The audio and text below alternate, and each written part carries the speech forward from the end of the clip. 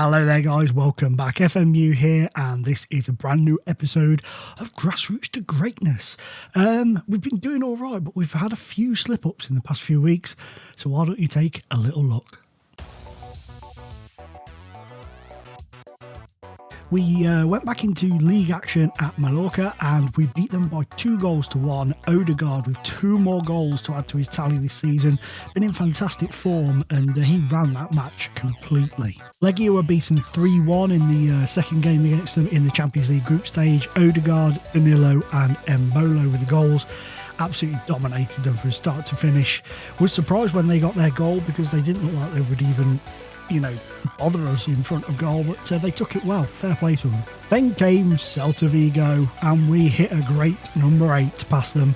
Ode-God again, Danilo again, Mbolo with 4, Lopez and Ndai with the goals. Again, absolutely boshed them into next week. In the second leg of the cup game, like I kind of suspected, we just absolutely hammered the poor guys. 5-0, a hat-trick for Mbolo, Lopez and again Ode-God, becoming a very, very, very clinical goal scorer.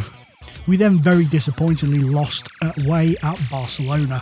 Very even game, as you can see from the stats. They just managed to take a chance when we couldn't. Simple as that. We then sort of took it out on Levante a little bit and beat them by 5-0.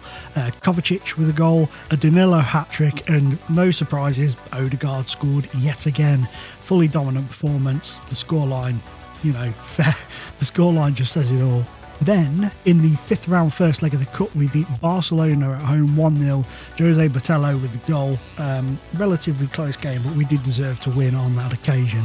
We beat Eibar by 3-0 away. Mbolo, Matic and Ndai with the goals. A couple of injuries in that game for Danilo and Mbolo, but apart from that, it was a very good performance. Which is more than can be said for Barcelona away in the second leg of the cup. We lost 3-0, deservedly so. We were very, very weak and very poor, and just anything that could go wrong for us went wrong for us in terms of play. We couldn't pass, we couldn't finish. It was Barcelona's day. We beat Valladolid even, by 2-0. Olszewski and Bartolo with the goals. A dominant performance, shaking off the cobwebs of the defeat against Barcelona. We then came up against Sevilla and beat them by 4-2. Ndai, Matic with a deuce, and Olszewski, Irish whiskey as I called him the other day, on the 84th minute, and again a fully deserved win. Fair play to Sevilla for getting their 2 goals. They took them very, very well, but on the day we deserved all 3 points. This was supposed to be today's commentary game, but there was an issue with the recording, so for that I apologise, but you didn't miss much. It was a very dull game in which Atletico absolutely battered us for 90 minutes and we somehow managed to get away with a point. It wasn't deserved on our part. We were woeful, absolutely woeful, which is backed up by the fact that Alfredo Goni, the goalkeeper, got man of the match. So there you have it, guys. That's what's been going on. It's been a little bit like business as usual, but then also business not quite so usual in the defeats we've had. We're out of the cup. The board didn't give a flying monkeys about the Spanish Cup, but I would love to have tried to have won it. But we got beaten by a much better team on the day. They were fantastic, Barcelona, absolutely fantastic. In terms of transfers, I shit you not, right? I have been trying to sign, I'll show you these 2 guys in a second. I have been trying to sign players in the January transfer window, and younger players, to sort of give Real Madrid something to go forward with in the future, very good young players. And they all just decided to stay where they were and sign new contracts where they were. So it was very frustrating. But, Martin is going to join Olympiacos at the end of the season, so he's leaving the club, which is a shame because he looks a very decent player, but I don't know if he's going to be ever good enough to get in the team for them. And Juan Manuel Navarro is off to Numanica at the end of the season. So wow, he's 6'6". Holy shit, he's a big lad. I didn't realise he was fucking 6'6". That is crazy. Obviously, Santiago Alonso came in the transfer window, the young goalkeeper that I mentioned earlier on, and a couple of players obviously left. Costa left and Cabrera left for Leicester and Bologna, respectively. And Enzo Oviedo has gone out on loan to Fiorentina. The league looks like this. We're 5 points ahead of Atletico. Okay, so we're relatively safe at the minute. I love the fact that Cordoba, Jean Cordoba at Granada is the top goal scorer in the league. That, my friends, is good to see because they're only 11th, but he is boshing the goals home. He's 30 years old and he's in the form of his life. Look how many goals he's got. Holy shite. He's got a lot of goals for them, hasn't he? Look at that. Double figures. Double figures. Fair play to the guy. What a legend. Sorry about that, guys. Yeah, Newcastle dropped off it a little bit. They've dropped down to 6th in the league, but they're doing okay. They appear to be having a decent time of things, all in all. Dropped down to 40 points, but Bakarov with his thunderbolt shots is joint top goal scorer, so he's doing okay. Have a little look. Rio Ferdinand's the main man in charge at Southampton now, struggling at the bottom of the league. Manchester United having a struggle. Where are Liverpool? Liverpool having a bit of a struggle. So yeah, that's a bit of a shocker for them. Now let's do our Bolton checkup.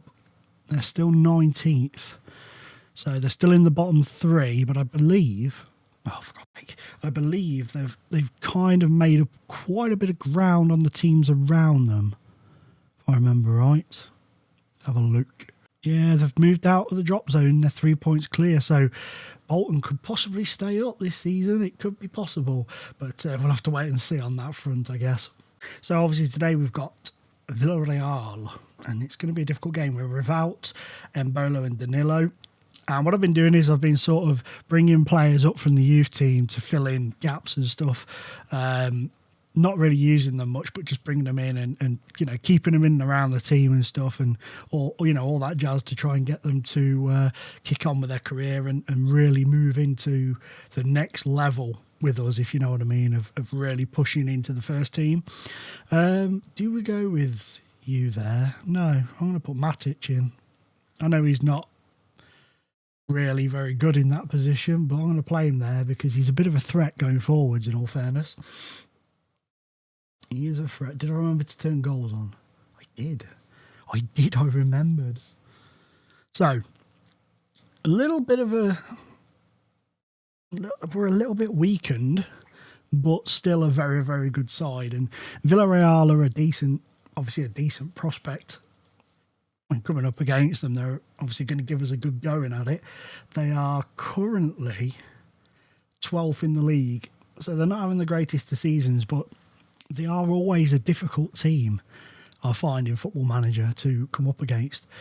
Here's Tony Cruz, Kovacic. Go on, Ode-God, he scored again. Absolutely superb. 14 for the season. Took him a while to get going, but now he's got going. He is not messing around, is he? He's trying to do two things at once.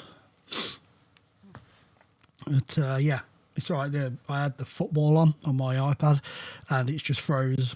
And there appears to be something wrong with the BT app at the moment. So there's Kovacic, comes through. Look at Ode-God, picks it up, slots it beautifully past the keeper. He's so composed, so calm and composed when he gets into those positions. It's great. Really is great. And Garrido with a good save there. A very good save. Could have easily fluffed his lines. As for the Champions League going forward, we've got Bayer Leverkusen in the first knockout round. So, you know, looking forwards to that, it's going to be an interesting... Oh, Varane, what a header. That seems to be in the air forever. It's a fantastic effort, that. I forgot what I was going to say now. Yeah, so Bayer Leverkusen could be difficult. It's a beautiful header. Poor from the man on the post. Why isn't he even trying there? Why isn't he even trying? Sacked in the morning. I wouldn't play him in the next game. If I did, I wouldn't put him on. I wouldn't put him on the post at corners and set pieces. No chance. Oh, they're in it. Oh no, they're not. I thought they were going to be in then. But alas, I was incorrect. Go on, Kovacic. Oh, look at this, the speed that we seem to be like going at a certain pace. Oh, Jean Belay, we're going like a certain pace. And then all of a sudden we just go, like as if we hit the nitro button and go a bit quicker. Pretty damn awesome. It's a very good team, real good team.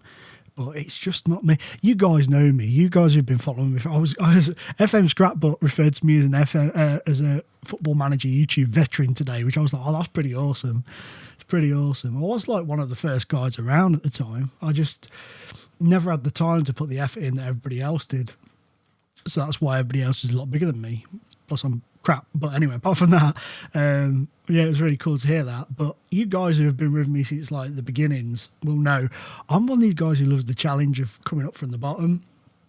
And I tend to do these sort of things offline, these ones where I manage bigger teams, just for a chill out sort of thing. But I thought, let's give this grassroots thing a much longer run this season and go with it instead of doing the go on. Oh, Jesus. Instead of doing the, the AFC Hinckley thing or something like that. But obviously, we've got the Darlington save coming in. But that doesn't seem to be quite so popular. It gets a lot of likes, but doesn't get many views. It's a shame, really, because it could be a really cool series. But we'll have to see going forward, won't we? Right, let's bring Ode-God off. He's done his thong. Bring Tony Cruz off for me. And you, young man, I'm going to give you a debut. This guy. Let's bring him on, see what he's capable of. Sunan's not been getting on the score sheet quite so much lately. Good for him to get involved and get a goal or two. He started like a house on fire. Oh, and I get in 3-0. Ching, ching, boom. 12 for the season for the man. Jean Belay again. Look at that. His turn of pace is brilliant. And then just beautiful pinpoint ball. Great header from Undai. Loses his man. And that was a beautiful, beautiful goal. A lot of beautifulness that goes on in Football Manager these days in my eyes. The match engine for me is much improved on what it ever has been before. Then again, I've not had the mistakes that a lot of people have in the match engine. It's very strange. I seem to have been very, very lucky with it over the years. I've just had the odd few that have been like ridiculous and very annoying. But some people seem to get it a lot more. It's just very, very harsh that they see, the natural selection of things. It's like, I wonder if there's like different versions. There's like, this set of Steam codes, the match engine can be fine. This set of Steam codes will have nothing but rebound goals and stuff like that. Go on, Othello is offside. He's offside. We get another one. Oh, the young man who came on to make his debut, who I've accidentally given the number 6 shirt to, so that's interesting. But this is him. I'll just quickly show you his stats. There he is. That's him. He's not the world's best player, but at least now he's made his league debut. He's played in the Cup, but he's made his league debut now.